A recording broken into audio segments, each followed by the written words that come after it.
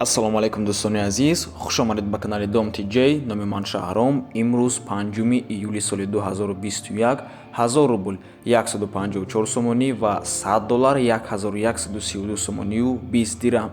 имрӯз пешкаши шумо 14 та хонаҳои фурӯшӣ мегарданд аз Душанбе, Хуҷанд, Бухтар ва ғайра. Барои ҳамин ҳатман навора то охира тамошо кунед, лайк монед ва дар каналмон подписатсия кунед. дӯстони азиз, агар шумо хонаи фурӯшӣ доштагӣ бошед, ба рақамҳои барои реклама танҳо дар WhatsApp сурат ва маълумоти пурраи оиди хонатон рой кунед. агар хона гуфтеста бошед, дар комментария нависед чӣ хели хона шуморо дар кор аст. бисёри бад гап намезанем, рафте. якум хонаи фурӯшӣ дар ноҳияи Ёвон хоҳиш кардан марҳамат. ду хонага квартира бо масоҳати 38 метри квадратӣ дар сеюм ошонаи бинои советӣ. хона ремонт дорад. як кухня обсвет ҳаст. ба хонаи заминакидам времянкаш қати алишам мешавад. участка дар пеши гипсокартон заводо бошад. алиш мекунанд соҳибаш. нархи хона бошад 100 000 сомонӣ. савдоам дорад.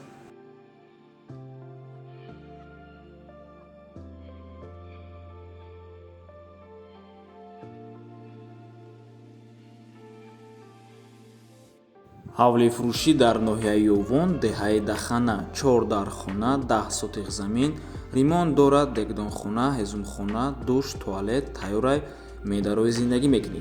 алишам меша вариантора мебинем мега соҳибаш. марҳамат, рақамошон дар рӯи экранай ва якум рақаме ки дидестен 9020 753 и рақам WhatsApp имо доранд. нархи хона бошад 173 000 сомонӣ.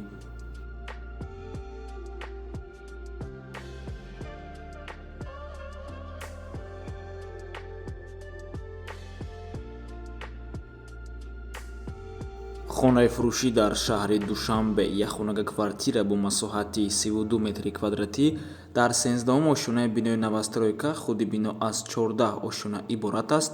дом лаби роҳи Калондай, поёни бозори Корвон, рӯ ба рӯи 7 ахтар. ҳамин даҳум дарвоза тамом мешавад сразу ҳамин домай. дом пурра усол тайёр шуд, истифода мебаранд мардум. лифт дорад, документ пурра дорад, техпаспорт ҳастай.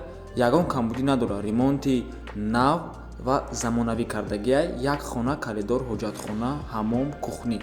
хона бе чизу чора фурӯхта мешавад, яъне ки хонаи холӣ. нархаш 200 000 сомонӣ.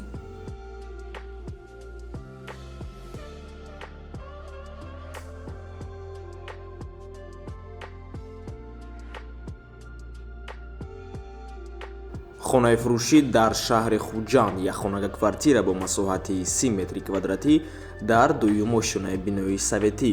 хона ремонти нав дорад, планировкаи хубам дорад ва балконаш застеклёния, яъне ки балконаш оина кардагиай. частична с мебелью фурӯхта мешавад. нархаш 210 000 сомонӣ бо савдо дорад ва қарор аст дар 20 микрорайони шаҳри Хуҷанд.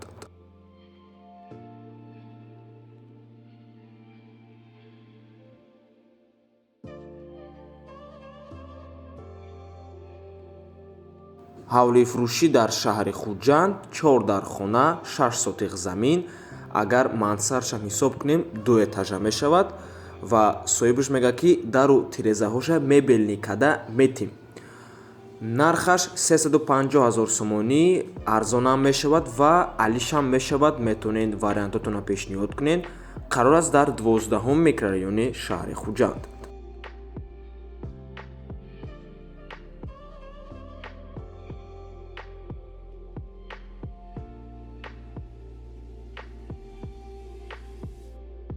хонаи фурӯшӣ дар шаҳри Истаравшан хоҳиш карданд марҳамат. як хонага квартира бо масоҳати 29 метри квадратӣ дар якум ошонаи бинои советӣ. хона ремонт дорад ва ҷойгир аст дар кӯчаи Дӯстӣ. нархаш бошад 150 000 сомонӣ мебошад. бо арзон ҳам мешавад ва хотиррасон мекунем кадоме надонад Истаравшан ин номи навшай, пештара номи ҳамин шаҳр Ураттеппа мебошад.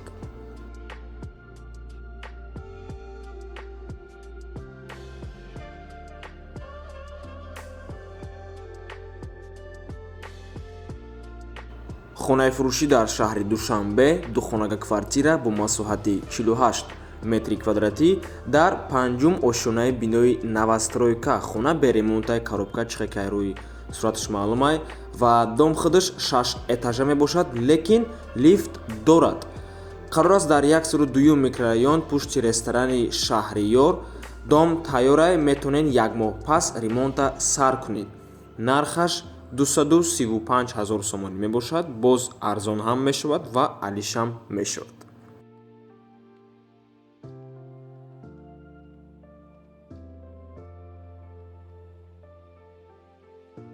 хонаи фурӯшӣ дар шаҳри Бохтар як хонага квартира бо масоҳати 47 метри квадратӣ дар сеюм ошӯнаи бинои навастройка. Худи бино аз 5 ошӯна иборат аст ва хона бошад бе ремонта, яъне коробка. Дар наздикии текстил кӯчаи Мирзо Турсунзода бо беҳтарин шароит фурӯхта мешавад. тирезаҳо алюминӣ даро ай Москва бо сифати аъло. Нархаш 150 000 сомонӣ, боз савдоам дорад.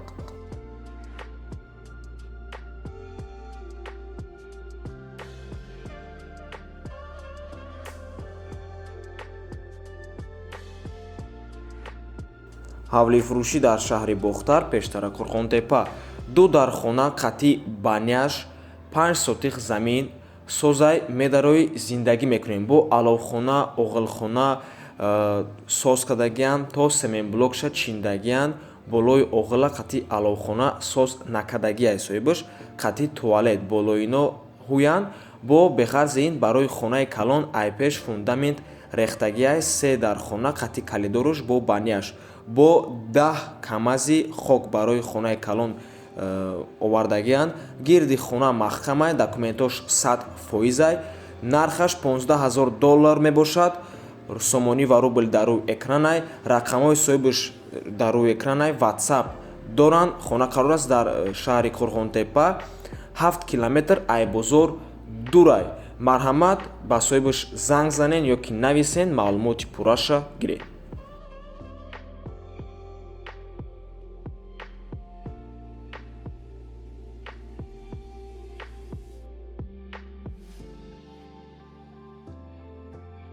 хонаи фурӯшӣ дар шаҳри Кӯллоб дар Рӯҳафзо рӯ ба рӯи устои газ. 2 хонага квартира мебошад дар 2 ошӯна, бинои 5 этажаи советида. тирезаҳо ҳамаш пластикай, дарҳои нав евроремонт кардагиянд. ҳамаи хонаҳо абои доранд, тирезаҳо бо решотка маҳкаманд. дар назди хона мактаб, литсеи рақами 3, мағоза, устои мошин, больница, ҳама чиз ҳастай. об ва светаш 24 соата мебошад. марҳамат, рақамҳои соҳибаш дар рӯи экранай WhatsApp доранд. аз номи канали Дом Тиҷей гап занед.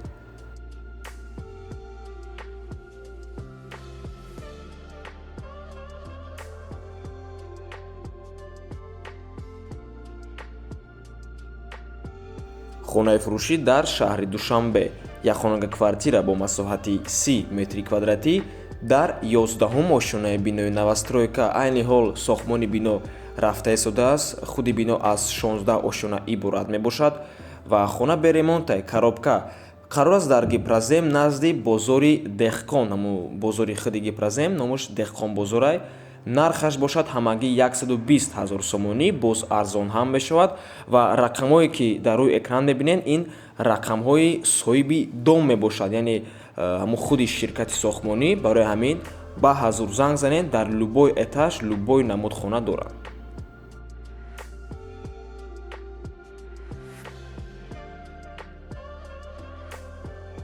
хонаи фурӯшӣ дар шаҳри Ваҳдат. бисёртар хоҳиш кардан аз ҳамин шаҳр, марҳамат. 2 хонага квартира бо масоҳати 44 метри квадратӣ дар сеюм ошӯнаи бинои навастройка. худи бино, агар мансаршам ҳисоб кунем, аз 7 ошӯна иборат аст ва қарор аст дар Туғрал, шаҳри Бохтар. хона коробкаяй, падъабои просто тайёр кардагиян тамом ва қарор аст рӯ ба рӯи ҳамоми Гагарин. якхонага ба 2 хонага табдил додагиянд. нархаш 130 000 сомонӣ дар шаҳри Ваҳдат.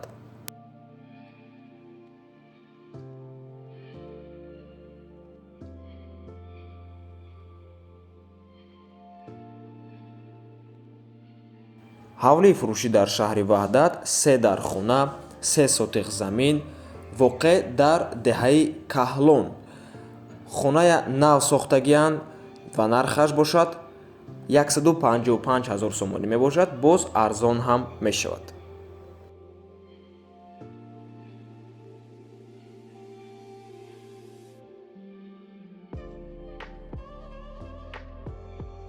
хонаи фурӯшӣ дар шаҳри Бустон, пештара Чкаловск, вилояти Сухт.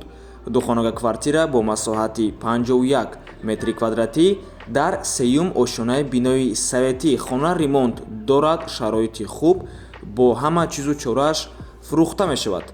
нархаш 230 000 сомонӣ ва қарор аст дар Победа 24, шаҳри Бустон. ва ин буд охирон хонаи фурӯшӣ дар имрӯзанавормон. раҳмати калон дӯстони азиз, ки моро то охира тамошо кардаен, ҳатман дастгириро фаромӯш накунед. то боздид, барори коршмода.